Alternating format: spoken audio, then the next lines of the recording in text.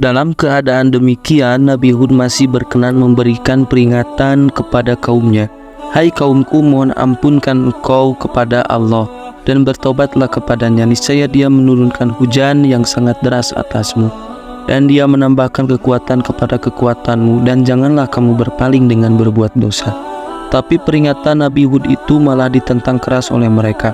Hai Hud, kamu tidak mendatangkan suatu bukti yang nyata, dan kami sekali-kali tidak akan meninggalkan sembahan-sembahan kami karena perkataanmu. Kami sama sekali tidak akan mempercayai kamu.